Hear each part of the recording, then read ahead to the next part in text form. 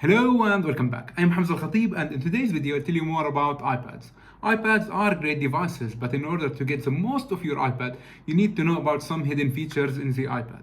In today's video I'll explore with you some features that you might not know about. Not only that, I'll tell you about how you can be the most productive and you can use your iPad in the most efficient way.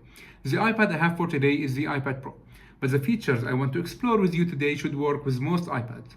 So let's get started. So the first feature I want to tell you about today is the Quick Notes feature. What is this feature? It allows you to take quick notes while using your iPad.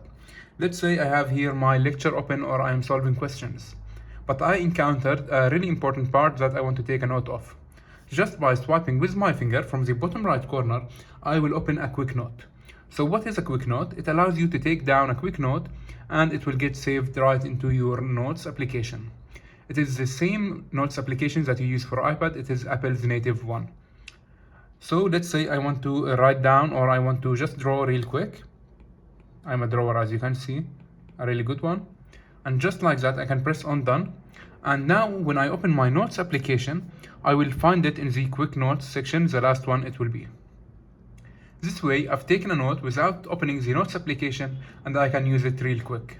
Whenever I'm studying, I'm watching a lecture, or I am in a meeting or in real life, I can just swipe from the bottom right corner, just like that, and it will open a quick note that I can use. And if you want to use a new note, you can just press on this button right here. This way you can take a quick note, a new one, and use it real quick. But that isn't really my main concern with it. What I really like or most about it is the ability to have it on my home screen. Now, as you can see, I have here my last quick note present on my home screen as a widget. I really like this feature. Whatever quick note you take last, it will always be present on your home screen. You can do that with just a quick widget that Apple has provided themselves. You can hold onto your screen, press on the add button on the top left corner, go to notes, and it will be the last one right here. You can also have it in a smaller version, but I prefer this big one as it gives you more to look at. So not only that, here on the widget itself, it will only be present the last quick note you edit on. So let's say I want the previous one to go back on my widget. I can just go back, edit it real quick. And this way it will become, or it will go back right here on my home screen. Let me check it real quick. It should come back right now, as you can see. So this was the first hidden feature I wanted to let you know about. Another hidden feature that not many know about is the slide over view. Let me show you. Let's say I am having here my notes taking or I am solving questions for my exam. But I also like to listen to music while I study, or I can open anything like a podcast or whatever. Now, one feature that I really like with iPads is you can open applications, another application. It's like a multitasking feature, but like on top of another one, and hide it at the same time. Let me show you. I will open here Spotify, and this it is the slide overview. This way I can open my lo-fi beats, study beats, whatever I want, white music, Quran, or whatever you need, a podcast, and you can turn it on just like that and you can control it real quick. What's really nice about this feature, it opens here like an iPhone or like another application, but you can hide it real quick just like that. Now, you don't really have to use it for Spotify. You can use it for whatever application you need. Let's say I'm studying, but I like to always search down for stuff while I'm studying. I can open a Safari, and real quick, I can always scroll the internet, search the internet while I'm studying, and go back real quick to studying just like that.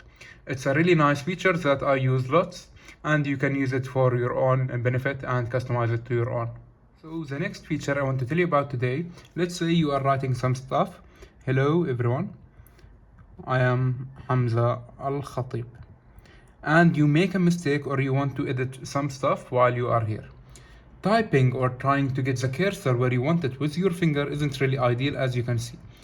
So how you can use your keyboard as a cursor or as a trackpad per se, you can use it by holding down into the space button and using your cursor, and you can put it wherever you need so that you can edit whatever you need to.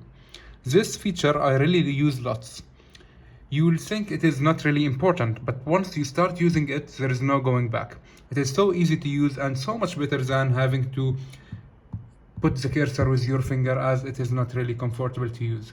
It's more like a mouse, but not really a mouse, but it gives you the comfort of having the cursor and without using a trackpad or a separate mouse for your iPad.